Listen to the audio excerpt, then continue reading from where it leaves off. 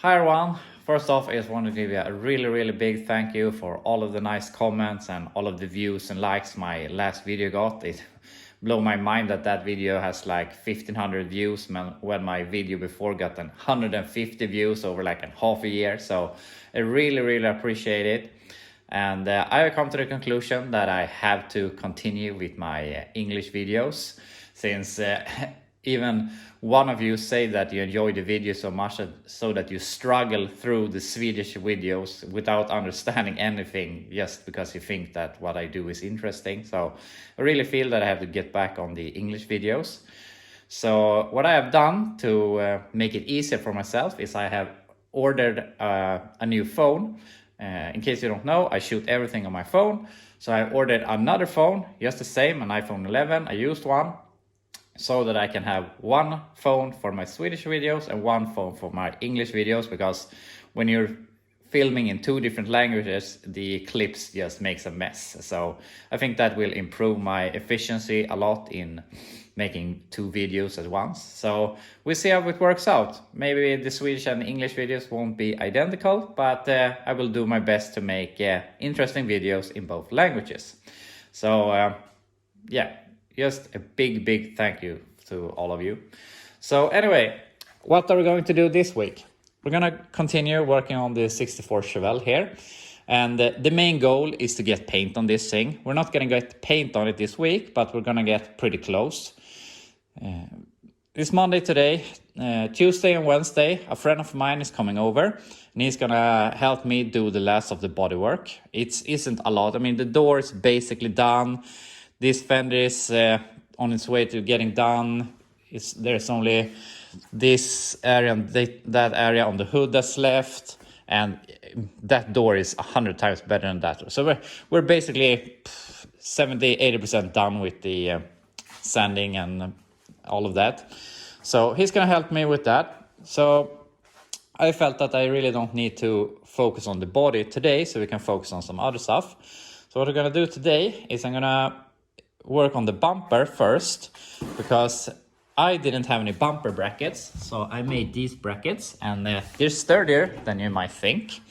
And when I put on the bumper, my fenders were cut here. I didn't have this lower portion of the fender.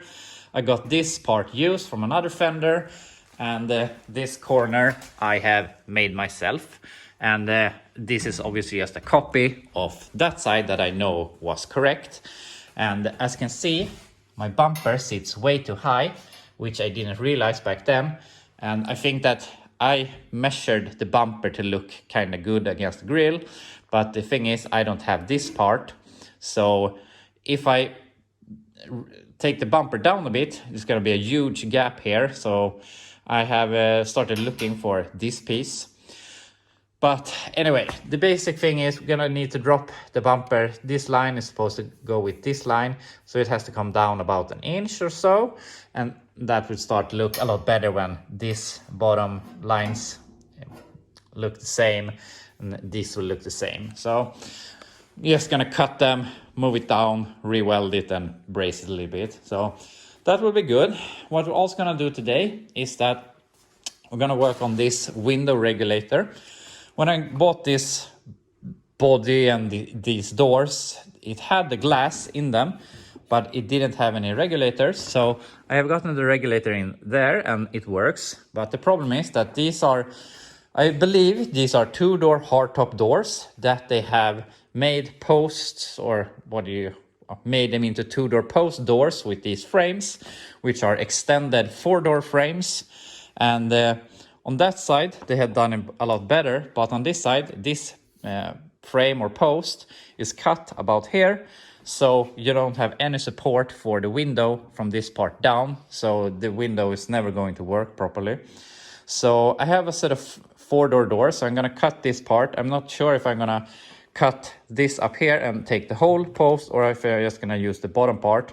This is pretty welded in there, so I'm not really keen to remove it, but it's also going to be pretty hard to work down there, so we'll see how we solve that. But I have the regulator laying there, so goal for today, see if we can accomplish it. I want to have the window go up and down. I want to have the bumper in place, And also I'm gonna go away a little bit and buy some new wheels and a radiator for my 71 El Camino, or I hope it fits the 71 El Camino, so that we have that when we start working on that car. So yeah, gonna stop talking here and start working. So the first project is the front bumper, and as I said, we need to get it down about an inch. But then I was looking at this side, and maybe I haven't looked so far into it, or I don't know, but you can see that this corner looks pretty bad. Not only is this distance a lot greater than on the other side, but also it's tilted up a lot.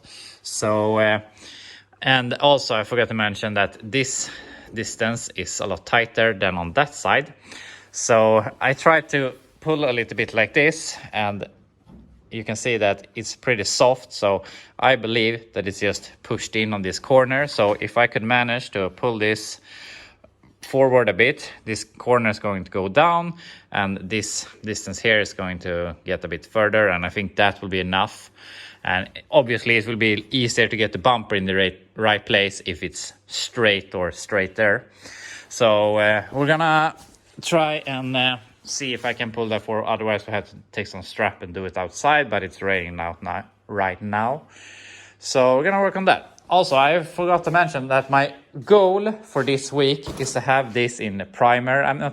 Do you call it sandable primer? I don't know, but that high filling primer, so that we can get all of these the areas that I worked on to flow out evenly. Then we're gonna go over all of the car, probably with some 240 grit paper or something like that, so it will be straight.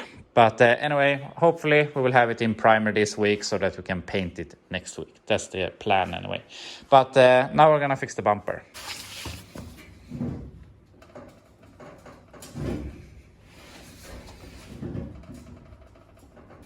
Ah.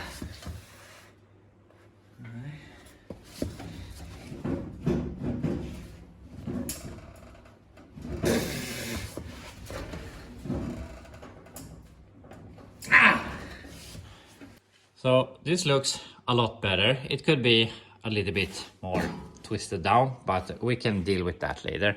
And also, this bumper has been through hell and back. It's cracked here, it's cracked over there, it's not straight, has some scratches over here. It is a bit tighter on this side than on that side, but I feel that it's good enough for this car and for this bumper. So now I'm gonna go ahead and think about if I'm just gonna add some brackets to move the holes up, or if I'm gonna cut the bracket, move it down, and make some gussets to reinforce it. So yeah, I'm gonna think about it a little bit what I'm gonna do. But I'm gonna remove it from the car, and also I'm gonna take some measurements to see if I have made both brackets the same. So that's not an issue. So we'll see how we can solve this. We got the bumper of the car, and I have made some measurements like this, and it's the same distance on both sides, so it's not that I have made the bracket wrong. Probably the bumper is really wavy and yeah, pretty bad. And I mean, if someone wants in the future, you can buy another bumper that's better with some original brackets and get it in the right place. So yeah, my idea right now is that I'm gonna cut the bracket off completely, and I'm gonna move this part up about an inch, and I'm gonna weld it here. Then I'm gonna try it on the car, because anyway we have to remove it tomorrow when we're gonna fix the last of the bodywork here, and then I can gusset it if I feel like it's in the right place. So yeah, I'm gonna cut it, weld it, and see how it turns out. So this is how the bracket turned out temporarily. I'm gonna make some gussets here later, and also this rear hole is oblong so that you can adjust the bumper, and the holes in the bumper brackets are also supposed to be so the slotted so you can move the bumper back and forth, which I don't have right now. So I might add some adjustment, but it looks decent. It's a little bit tilted upwards on this side, but yeah, we have to draw the line somewhere. It's a little bit more gap here, than over here. But as I said, if we slotted the holes a little bit, we could adjust that. I mean, they had a lot of adjustment in these bumpers originally for a reason. And on this side, it's a little bit tilted the other way, but we can pull this a little bit more. But I think this is definitely going to do for now. We're gonna remove it later and fully weld it, since we're going to have to do some body work down here anyway. But now it looks a bit weird when this gap is bigger, but when we get this piece, the lower filler piece, it will look a lot better. Also, it looks so empty without all of this trim, which I don't have, unfortunately, but I'm looking for it, but I haven't found any. So yeah, anyway, for now, the bumper is done. So now we're gonna work on the door, fixing this pillar or guide for the window channel, or the window channel, what do you want to call it. So we're gonna get working on that, but right now I'm procrastinating a little bit because it's a really bad weather here today. It's just raining and raining and raining. So yeah, I'm gonna have to go out and pick a door and take it in here so we can cut out the post or the window channel. Also, in case you're curious, the El Camino I talked about in the last video is sold, but they were going to pick it up this weekend, but unfortunately the truck broke, so that will be picked up next weekend. And the Nova is paid and done for. All the paperwork is done. It's sitting on his car trailer, but he had to do some other errands in Sweden, or here in Sweden, so he will pick that up when he's heading home on Tuesday. So that will be gone on Tuesday, and that will be gone in the weekend, hopefully. So yeah, I'm gonna go out here in the rain, pick out the door, and then we're gonna try and fix the channel. So I ran out in the rain and dragged this door in here. I have a set of 4-door doors, and this is one of them. I have bought them for an idea I'm going to do later on, but that's not with this car.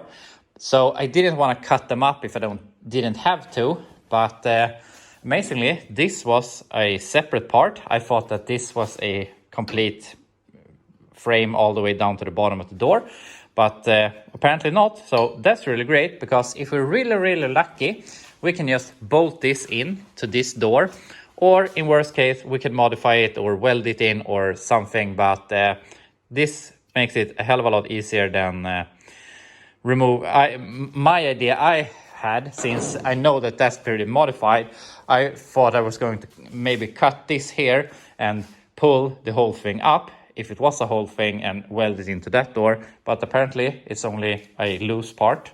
So I'm gonna go ahead and see if we can bolt that in. So I took this window channel and tried it on the passenger door, and I realized that it didn't fit quite right in as I hoped. And then I thought, yeah, I can take this to the other side and maybe remove this, and I can modify this to look like the one on the driver's side. But as soon as I got over here, I saw that this is completely different. This has a lot more depth to it. It's a lot longer. It has weird brackets, and of course I could make this work in some form, or I could do a lot of work to make it work, or I can just try to buy this part. Maybe not super easy to find, but I think that will be easier than to spend like 4 hours making it work with this thing. So for now, I'm gonna drop this, and I'm gonna go ahead and put in the window regulator on that side, and hopefully you can struggle the window up and down. That's at least better than not being able to take the window up and down. So yeah, that's my plan right now. Unfortunately, this isn't going to work, but it was a good idea. So we're gonna see if we can solve anything on that side, and then I can make a ad that I want to buy that channel. So yeah, we'll see. I have the window regulator in place here, and it works. Actually, it's a bit smoother than on the driver's side, but that might also be because we don't have the rear channel and it's not binding up and stuff like that. But it works great like this. But if you go too far, it goes out of track. But it is possible. I mean, I don't have any door cards right now, but if I pull it down all the way, and I did have door cards, I could take it up like this, wiggle it a little bit, and get it up so that you don't at least get rain on it. So I'm gonna go ahead and call this fixed for now because I don't have that rear track. I don't think it's worth it to spend a lot of hours making a new one when I know it's a part I can get. I don't know how easy it would be, but there are around. So maybe if one of you over in America or somewhere else in the world has one, you can send it to me, where I can buy it from you. I mean, it wouldn't be all that much in shipping. So yeah, we're gonna call this good. And I mean, I said that I was going to fix the bumper today and this, so actually we're already done with what I wanted to achieve today. Now I know that the regulator works, I know what I need, so I'm happy anyways that we're this far along. So now I'm gonna go ahead and drive for an hour and pick up some new wheels I have bought and a radiator for the 71 El Camino. Hopefully it fits. And yeah, we're gonna pick that up and then we can see what we will be doing later this day. We're back and it's like a whole nother day. It stopped raining finally. It's just rain when I was out driving, and when I got home the sky just opened up and got some sunlight. So yeah, that's really nice. So I have been and picked up a lot of stuff, and first of all, for all of you watching this channel, I have went ahead and bought another phone. And I can't almost believe I bought a red phone. No one in their right mind buys a red phone, but it was 30 bucks cheaper to buy it. It's a used iPhone 11, so the cheapest I can find. The thing I need is this lens, which is the wide angle lens to get the view that you see, because the standard view with this lens is really narrow. So I need a wide angle lens to shoot my videos. So this phone from now on will be the dedicated English video phone to make it a lot easier to edit and stuff like that. So yeah, I bought it just for you. So with that said, I have bought the fun stuff. I went ahead and bought was these things, and these came up for sale. I wanted to buy these, and then I saw that he had a big radiator and some junk wheels. So I bought these for 150 bucks, which I think was really cheap. I'm not sure what I'm gonna have them on, but my whole life since I took my driver's license, I have always worked on trucks. So I have so many wheels in the 5 on 5 inch lug patterns, big GM. I have a lot of 6 lugs and 8 lugs, but nothing in the 4 3/4 lug pattern. So yeah, I need wheels, because when I bought this Chevelle over here, I had to really scrap to get some wheels. He found this wheel, which is a Volvo wheel that's been slotted in the holes. I bought a set of I bought the 2 wheels from a friend, and I had one junk wheel just to get some set of wheels when I bought it, because it didn't come with wheels. But now I have some wheels. I paid 150 bucks for those. I think that was really cheap. He had these, and as I said, I need junk wheels to just put on stuff sometimes. That when I bought that, it was missing a wheel, so you always need wheels. So I paid 50 bucks for these. Came with these nice hubcaps. So yeah, I think that's decent. I also paid 50 bucks for this radiator. It's from a 66 Impala with a big block, so it's a really fat core. So I think that will hopefully work in the 71 El Camino in there. So I hope to get working on that later this year, hopefully before the snow comes, but we'll see. So yeah, that's my overall score for today. And also I met up another guy and bought something else I have here in the truck, and it's a manual pedal assembly, and he didn't remember what it was from. He said either a Nova or a Chevelle, and I looked at some pictures on Google and looked at the bends here in the pedals, and it looks like it's for a 6872 Nova. So obviously that one is going, so I don't really need it, but I prefer to put manual transmission in everything I own. So it's always good to have parts, and I mean, probably this clutch pedal will fit into the Chevelle. Maybe we have to bend it a little bit, but I will always get use for this stuff. So I'm really happy that I got that.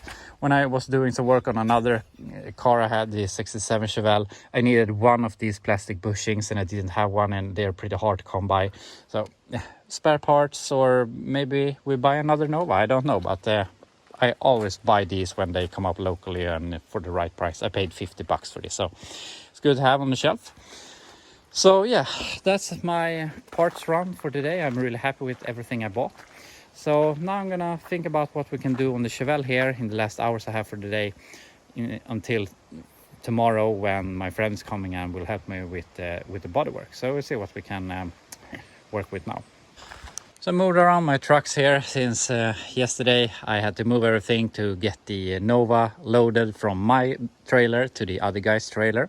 So now I moved everything back, and then something just crossed my mind, and that I wanted to show you and talk to you a little bit about. And I really want this channel to be showing you, wherever you are in the world, my struggles and everything I go through with owning and fixing and resurrecting old American cars, and also kind of general trivia, if you want to call it, about living in Sweden with old stuff. So something that I think is a little bit fun that I wanted to show you. I know that in America you have these little trees, and they're specially called little trees. And I was just curious because I just want to show you. They are not called little trees in Sweden, and if you're in America, I would really like to know if you know this, or if it's something with the name change or whatever it is. But in Sweden, it's a kind of I don't know what I call it, a culture or something, to have a lot of these in your rear view mirror, especially among the younger crowd. And my boys really like it, and often when I buy trucks and cars, often there are 1, 2, 3, 10 or so I just take them. And the thing is, in Sweden or in Europe, these are called Wunderbaum, which Wunder I know is German, so I assume that it has something to do with Germany. So you can see we have Wunderbaum on all of these, and also have these Abre Magique. So I don't know if they're made in all places of the world, but I would really like to know, are they only called little trees over in America, or are they called Wunderbaums over there also? So yeah, just in some small minutia things, but as I said, I really want this channel to be about showing stuff about being in Sweden and stuff that is specific to us. So if you have any questions or just something that pops up in your head when you think I do something stupid or anything like that, please feel free to ask. I would love to answer all of your questions if you have anything specific with the things that I do that you maybe don't do where you live. So don't be afraid to ask or say anything. So anyway, now we're done with that. So I'm struggling to figure out what I'm going to do right now, this last hour that we have today. It's really bodywork, and there's no point in starting sanding here for an hour. So since I get help tomorrow, so yeah, I still have to figure out what we're gonna do now. I'm thinking back and forth what I can do, and the only thing I really come across right now is I want to paint the floor here in the rear. And obviously this floor isn't the greatest. It's really pitted. It's already changed once. I have made a repair under here. So yeah, I could take this down to bare metal, but I'm just gonna remove the top surface. I mean, it's inside the trunk. It probably won't get any worse. So yeah, that's my plan. So I'm gonna drive this out of here and do some prep, and then we just paint it.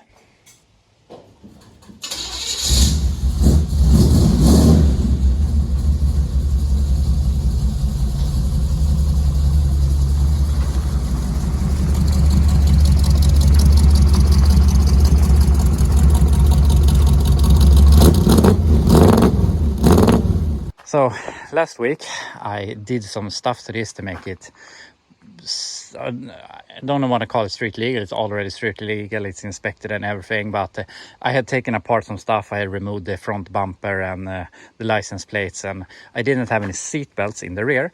So I put in some seat belts, put on the stuff, went and picked up my kids from school in this. We went for an ice cream and just ran around in it. It was really, really nice to use it a little bit.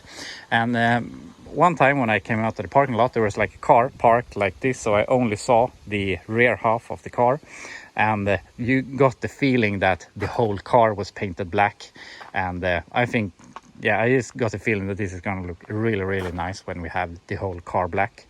So hopefully by the end of next week, it will be, the whole car will be like this. And now it's really, really dusty, so it doesn't really look its best right now. But yeah, we'll hope. But anyway, now we're gonna paint inside the trunk. So I clean out the trunk and I'm gonna go over the floor just a little bit quick with the wire wheel. And of course, it's not going to be rust free. We still have this brown color to it, but I really don't think it makes any difference. I mean, I could take this down to bare metal and spend 2 hours grinding this and use rust converter and everything like that. But I mean, it's an old car. It's going to be used in the summer. It's not going to have standing water here. And I mean, we're going to seal up the metal. So I think this is going to look good and it's not going to be any problem. So yeah, I'm just going to go over this really quick and then we're going to paint it.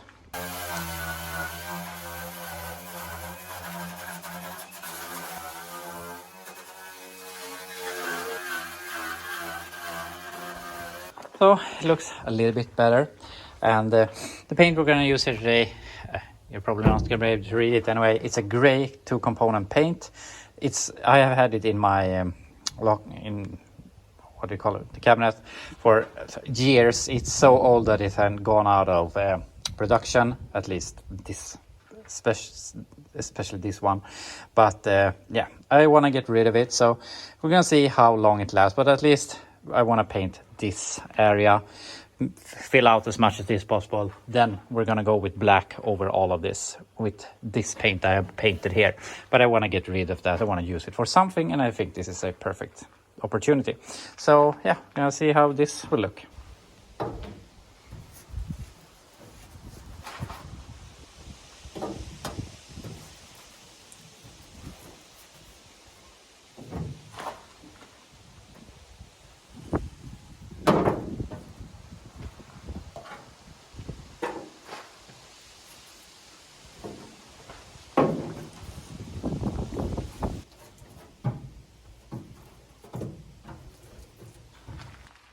So this looks pretty good. I'm guessing when the paint dries, it's gonna don't look as smooth as it does now, but we're gonna paint black on it later, so it's going to look pretty good, at least better than it did. And the worst part of the floor has a good base color on it, so I'm happy with that. And then we're gonna do, as I said, this black over everything, and it's going to look, I think it's going to look really good. And I mean, this floor isn't great, I know, but the stuff you put in here isn't going to fall to the ground, and that's the basic use of a trunk floor. So that will be all for today. As I'm on my Swedish channel, I have tried to post daily videos. I'm not sure if I'm going to achieve that on this channel, but I wanted to get this video out for you to let you know that I will be starting to post a little bit more. So we'll see how often you get videos, but yeah, I hope you enjoy them. So anyway, that's all for today. Thank you so much for watching, and I will see you tomorrow or later this week.